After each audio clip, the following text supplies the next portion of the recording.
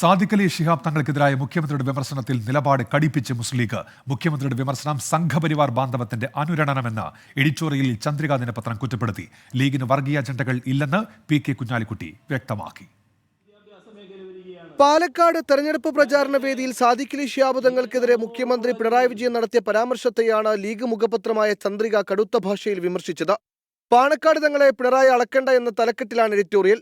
മുഖ്യമന്ത്രിയുടെ അസ്വസ്ഥതയ്ക്ക് കാരണം സംഘപരിവാർ ബാന്ധവത്തിന്റെ അനുരണനം എന്ന് എഡിറ്റോറിയൽ കുറ്റപ്പെടുത്തുന്നു. സാദിഖ് അലി തങ്ങളെ വിമർശിച്ച് മുഖ്യമന്ത്രി സംഘപരിവാറിന് കൈത്താങ് നൽകുകയാണെന്നും വിമർശിക്കുന്നു. ലീഗിന് വർഗീയ മുഖം നൽകാൻ ശ്രമിക്കുന്നവർ മോശക്കാരാകുമെന്ന് ഓർമ്മപ്പെടുത്തിയായിരുന്നു മുസ്ലിം ലീഗ് ദേശീയ ജനറൽ സെക്രട്ടറി പി.കെ. കുഞ്ഞാലിക്കുട്ടിയുടെ മറുപടി. കമ്മ്യൂണൽ ഡിവൈഡും വർഗീയതയും ഞങ്ങൾ ഇഷ്ടപ്പെടുന്നേ ഇല്ല. അങ്ങനെ ഞങ്ങളെപ്പറ്റി പറയാൻ നോക്കിയിട്ട് കാര്യമില്ല, പറഞ്ഞോലും മോശമാവുള്ളൂ.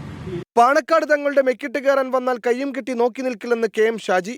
ഞങ്ങളൊക്കെ വെറുതെ കുത്തിരിക്കുകയാണെന്നുള്ള ഒരു വിചാരം ഒരുത്തനും വേണ്ട. സമയം വരുമ്പോ അതെല്ലാരോടോ പറയണത്, എല്ലാവരോടാണ്, മുഖ്യമന്ത്രിയോട് മാത്രമല്ല. മനസ്സിലായിട്ടല്ലോ നിങ്ങൾക്ക്?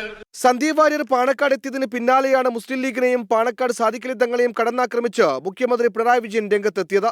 24 കോഴിക്കോട്.